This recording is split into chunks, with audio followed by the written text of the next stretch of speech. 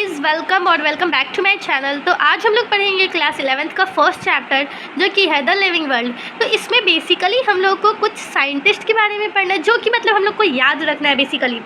तो हम लोग को इसमें साइंटिस्ट के बारे में पढ़ना है और कुछ टैक्सोनॉमिकल एड्स के बारे में and some about basic ideas about the taxonomical categories. तो इसमें सबसे पहले जो साइंटिस्ट के बारे में दिया है वो अर्नस्ट मेयर के बारे में दिया है। तो अब इसमें हम लोग से क्वेश्चन आ सकता है कि अर्नस्ट मेयर का जो लिविंग ईयर था वो कितना से कितना था। तो इसमें हम लोग को ये याद रखना है, ये डायरेक्ट एनसीईआरटी का लाइन है कि 1904 टू 2004। ये 1904 में उनका बर्थ हुआ और 2004 में उनका डेथ हो गया। उनको हम लोग डार्विन ऑफ 20th सेंचुरी भी कहते हैं और उनको बायोलॉजी में ट्रिपल क्राउन भी मिला है। और जो बायोलॉजिकल स्पेसीज़ का डेफिनेशन है जो आज हम लोग मानते हैं वो इन्हीं के द्वारा दिया गया है।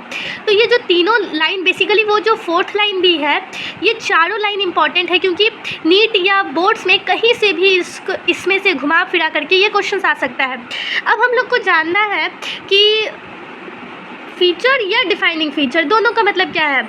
बहुत सारे स्टूडेंट्स तो इन दोनों को सेम ही समझते हैं कि फ़ीचर और डिफाइनिंग फीचर दोनों एक ही हैं, लेकिन इन दोनों में एक बहुत ही बड़ा डिफरेंस है। जैसे वो ये है कि फ़ीचर मतलब हुआ कि वो लिविंग में भी प्रेजेंट हो सकता है और नॉन लिविंग में भी, और डिफाइनिंग फीचर ये हुआ कि अगर वो प्रेजेंट है तो हर एक लिविंग में होगा और अगर एब्सेंट है तो हर एक नॉन लिविंग में होगा।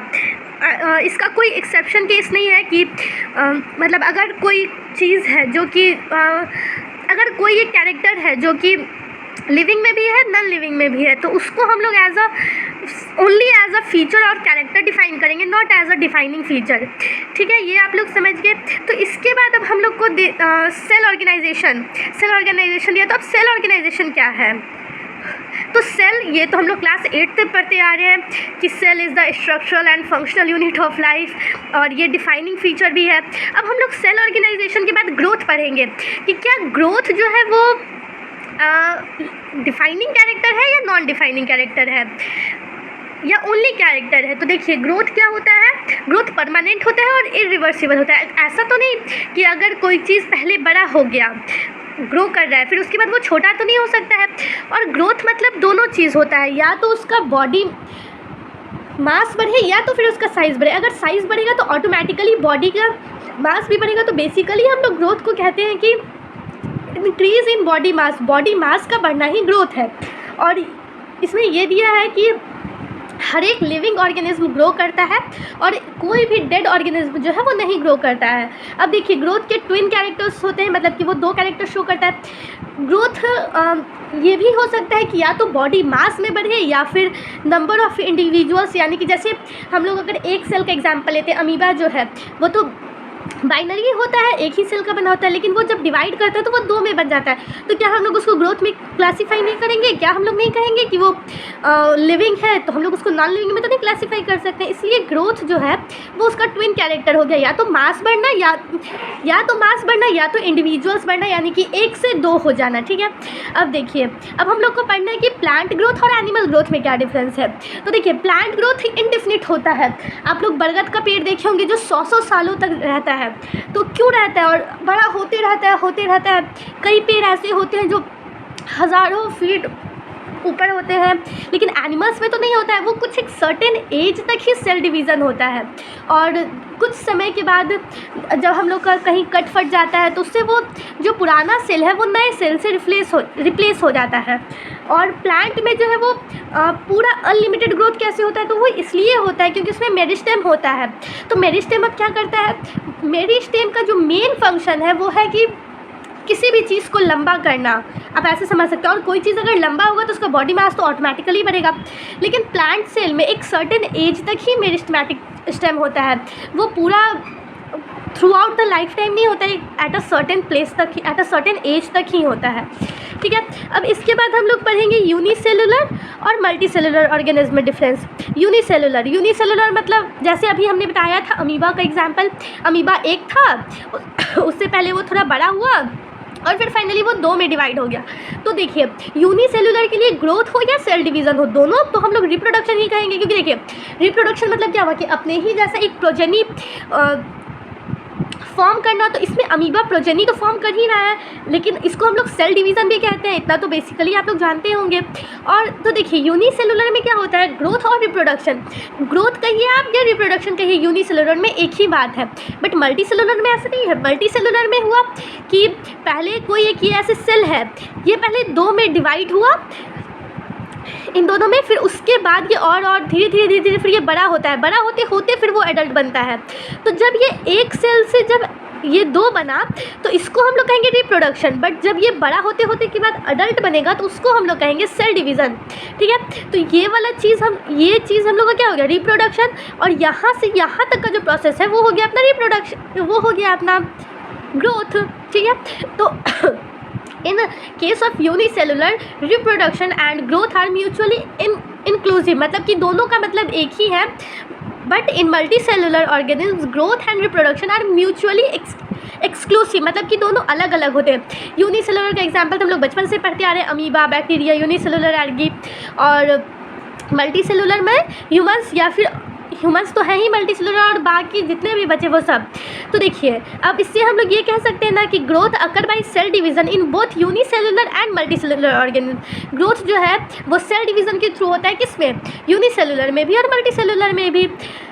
तो अगर हम लोग उसको इंक्रीज़ इन बॉडी मास को ग्रोथ में वो करते हैं, कंसीडर करते हैं, तो देखिए नॉन लिविंग थिंग है, मान के चलिए कोई एक सैंड का किला है, उसके हम लोग ऊपर सैंड डालते जा रहे हैं, तो धीरे धीरे तो वो बढ़ेगा ही, हम लोग धीरे धीरे डाल रहे हैं, तो वो तो बढ़ा, लेकिन फिर हम लोग जब उसको तोड़ देंगे तो पहली बात तो ये कि वो लिविंग नहीं है, दूसरा बात कि वो रिवर्सिबल हो गया। तो इसका मतलब ग्रोथ जो है वो डिफाइनिंग फीचर सारे लिविंग ऑर्गेनिज्म का नहीं है। क्यों? क्योंकि ग्रोथ जो है वो नॉन लिविंग में भी होता है।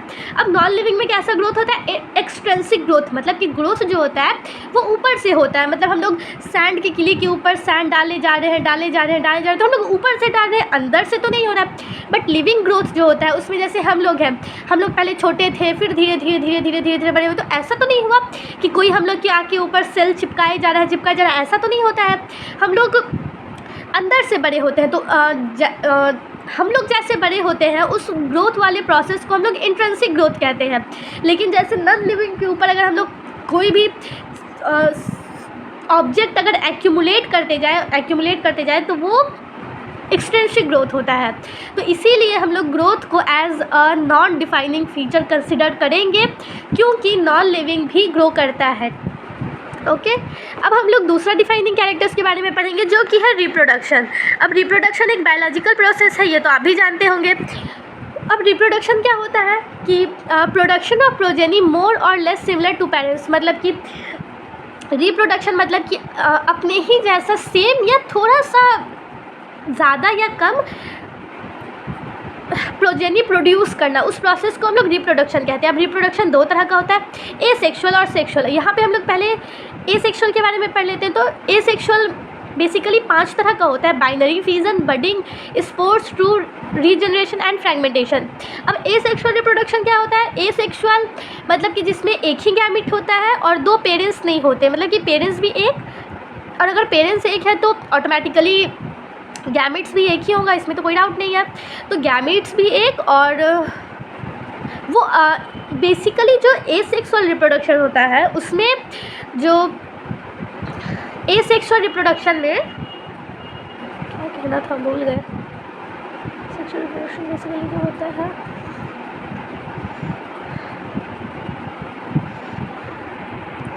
हाँ, एसेक्सुअल रिप्रोडक्शन से जो प्रोजेनी प्रोड्यूस होते हैं वो बेसिकली मोर और less similar to their parents होते हैं। मतलब कि अगर जब आप उनको देखोगे तो आप क्लासीफाई नहीं कर पाओगे कि कौन से पेरेंट्स हैं और कौन सा प्रोजेनी हुआ है, ठीक है।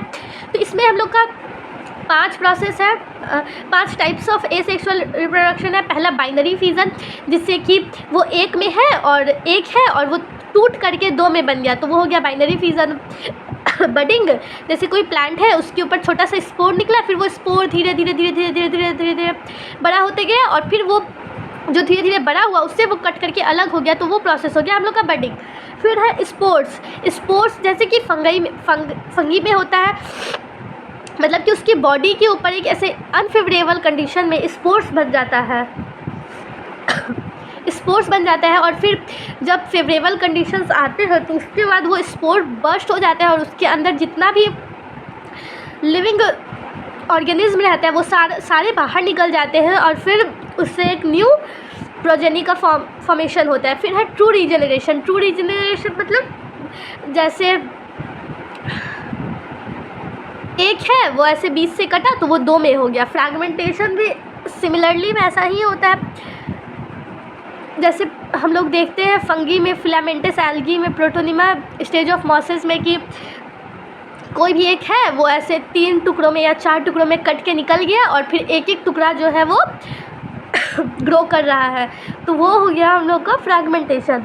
अब देखिए, ये तो सत्य बात है कि जो नॉन लिविंग है वो रिप्रोड्यूस नहीं करते। ऐसा तो नहीं है कि हम लोग के घर में एक चेयर है वो रिप्रोड्यूस किया और फिर 2 चेयर हो गया, ऐसा तो नहीं होता है।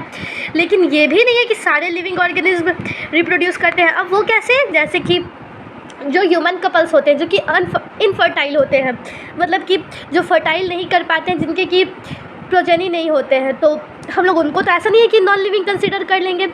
या फिर वर्कर हनी भी, आप लोग ये चीज़ क्लास 12 के एक चैप्टर में पढ़िएगा हनी बी के बारे में, पूरे अच्छे से डिटेल में दिया हुआ है, जिसमें कि दिया गया है कि सिर्फ ड्रोन और जो क्वीन हनी बी होती है यानी कि जो रानी हनी बी होती है बस वही फर्टाइल होती है। वर्कर हनी बी फर्टाइल नहीं होती है।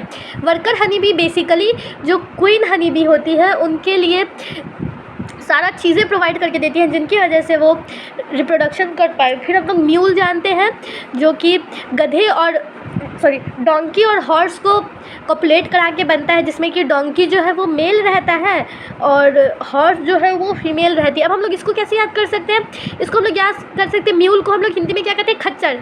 तो हम लोग ऐसे कह सकते हैं कि खच्चर के पापा गधे हैं, तो हम लोग ऐसे याद करें कि जो मेल है वो डोंकी है और जो फीमेल है वो हॉर्स है। इसीलिए हम लोग ये कह सकते हैं कि रिप्रोडक्शन भी डिफाइनिंग फीचर नहीं है।